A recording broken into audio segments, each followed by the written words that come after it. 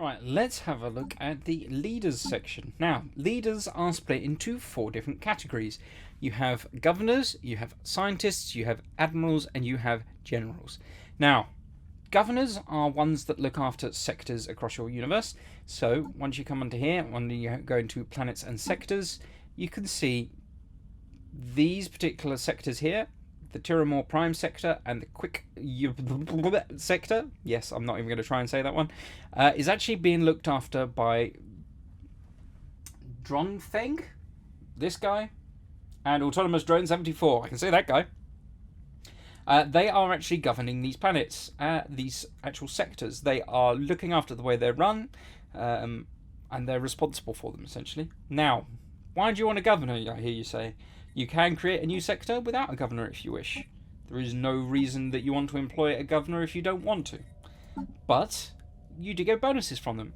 Now, this governor here, he's 267 years old, so he is actually experienced to the max, 10 out of 10. So he's probably the cream of the crop, so to speak.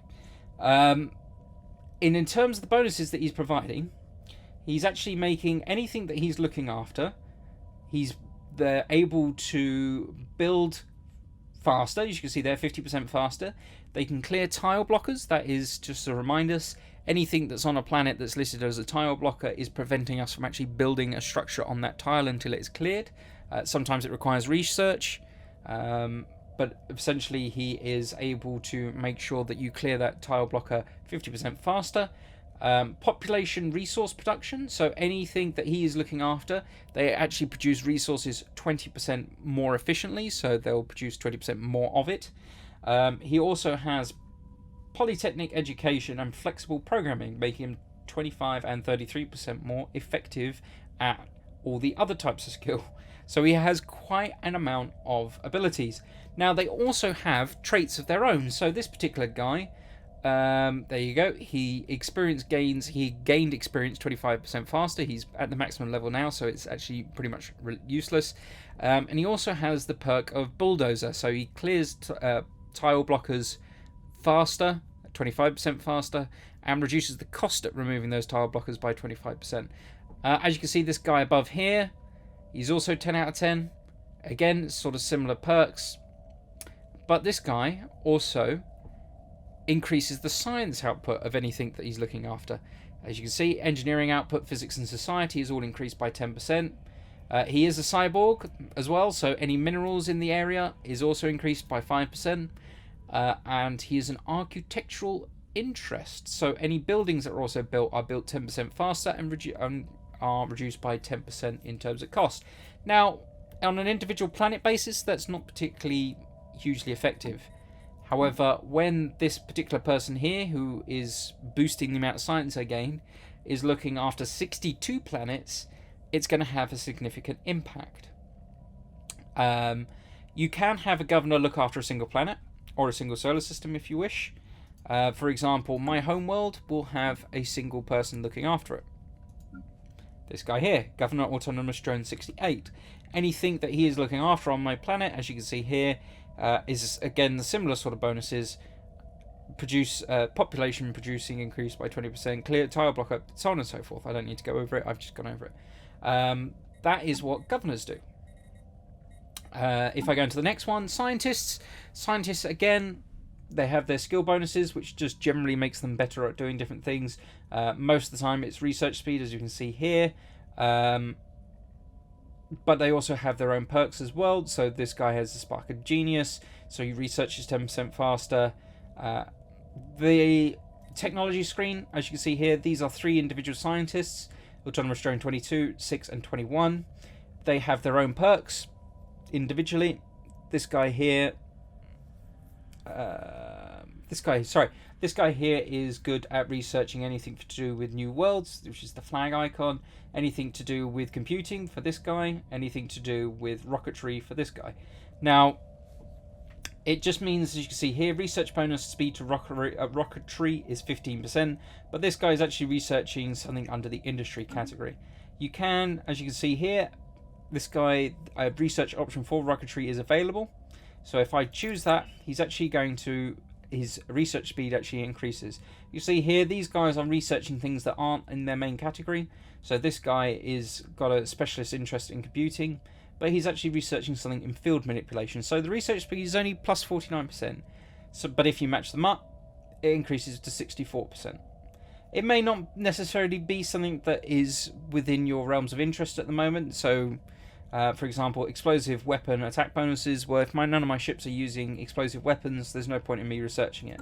So I just decide what I'm going to use out of here. So, for example, Strikecraft is something I'm using at a moment a lot of.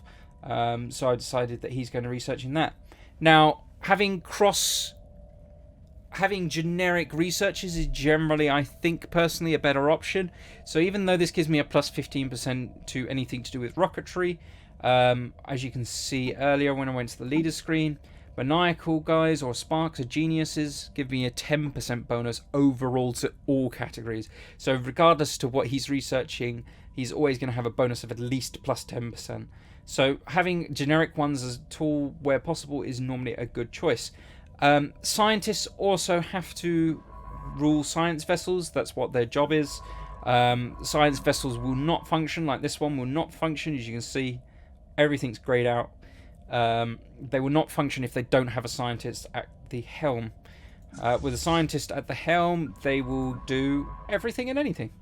It's also an easy way for them to gain experience, but it's also the riskiest way for them to gain experience. If the science vessel jumps into a system that's hostile and it gets blown up, obviously that's no good to anyone. If they're doing an anomaly and they critically fail the anomaly, it means that the ship could blow up and you lose the scientist. So that comes with a degree of risk. If you're researching in technology, chances are they're not going to die. They may just die of natural causes, or they may break down if you're a robot.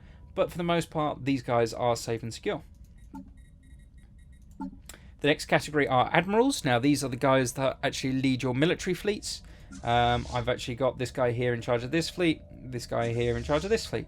Now, again, same as the other ones, they have their own skill bonuses, which provide increased effectiveness to the ships.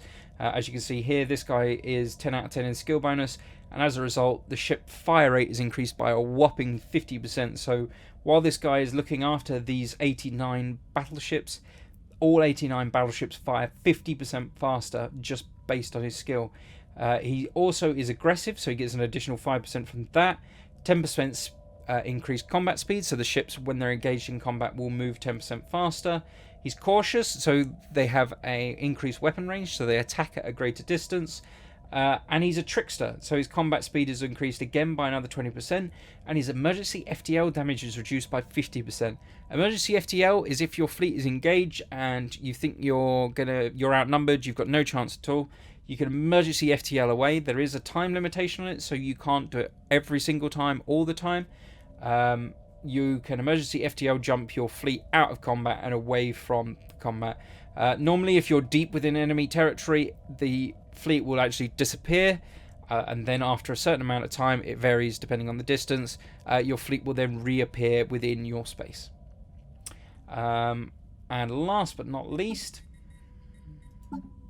is generals. Generals are the ones that look after your armies. Again, they provide increased military power. We looked at it earlier on when we covered army ships. But again, it's the same as the other ships. They provide massive bonuses to the people that they're looking after. And quite simply, that is everything on the leader screen. In terms of recruiting them, you can see up here in the top right how many leaders you can currently have. This number can be increased through research. As you can see here, I've got a couple of things already researched, so I've increased my base amount of 10 to actually up to 20. But you just recruit the individual scientists for the particular category, or the leaders for the particular category rather. So for example, if I want a governor, I just hit recruit. It gives me a choice of different people that I can recruit, and the influence cost to recruit them. As soon as you pick one, it does cycle over into a new choice of leaders. So for example, if I recruit this guy, so this guy here, he's actually a governor that has ship build speed in plus 20%, build cost of minus 10%, and spaceport cost of minus 10%. So this guy, if I need to start rebuilding my ships, is going to be a good guy for me to have. So I'm actually going to recruit him, and that's him there and done. he's now ready to take control of anything. As you see here, it just says he is available. When they're looking after things already, as you can see, busy governing, busy governing, busy governing, it means that they're actually doing things. These guys that are available just means that they're not doing anything. And that is everything on the leader screen.